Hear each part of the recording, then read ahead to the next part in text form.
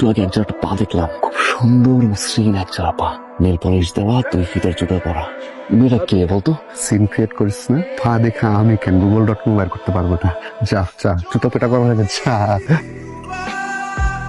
পায়ের ছবি, শুধুমাত্র পায়ের ছবি, ফুলরে যা। ওটা কেন ভাই? কেন পায়ের ছবি তুলিস না? না ভাই, পা কাইটা হাত ধরাই দিব, পাকে একটা সঙ্গ না।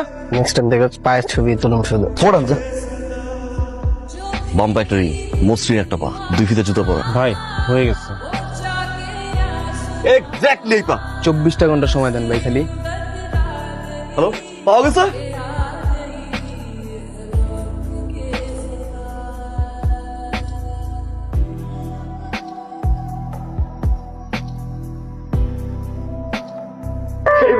ওই ছিল তুমি, হ্যাঁ? তুমি জানো না রাজু রাজের বিয়েতে যখন আমি তোমার পা প্রথম দেখছি, ঠিক তখনই আমি তোমার পায়ের প্রতি ক্রাশ খেয়েছি। আমি পাগল হয়ে পুরো ঢাকা শহর আমি তন্ন তন্ন করে ঘুরেছি জাস্ট একটা বার তোমার ওই পা দেখার জন্য আর তোমাকে দেখার জন্য। আমি জানি না তুমি কে, তুমি কই থাকো, তোমার নাম কি, জাস্ট একটা জিনিস জানি, that is I love you. আমি তোমাকে ভালোবাসি।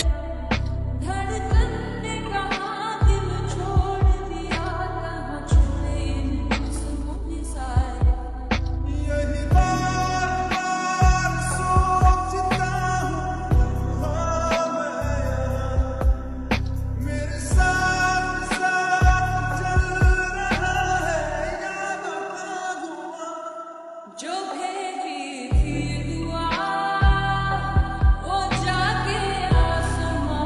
বাবা মেয়ে পছন্দ হয়েছে। বাবা তুমি শুধু এই মেয়ের বাড়ির ঠিকানাটা আমাকে বলো, আমি কালকে গিয়ে সব ব্যবস্থা করে দিয়ে আসছি। না সময় হোক। হ্যালো, আসসালামু আলাইকুম।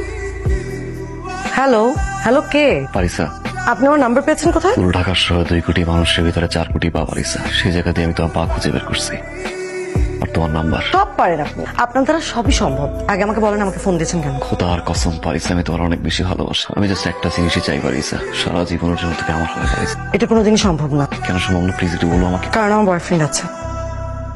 না তুমি প্রথম ফ্রেন্ড, তারপর জাস্ট ফ্রেন্ড, এরপর বয়ফ্রেন্ড, তোরা যেন না দেখি। ভাইয়া অলরেডি আবার 3টা গার্লফ্রেন্ড আছে, এত গার্লফ্রেন্ড কি করবো? ভাই অভয়দের একটা কথা বলতে পারি? আমরা পারিসারে যতটুকু চিনি, প্রেম করার মতো মেয়েই না। আপনার হাত থেকে বাঁচার জন্য মিথ্যা কথা বলছে। তোমার কি মনে হয় তুমি মিথ্যা বলার মানে?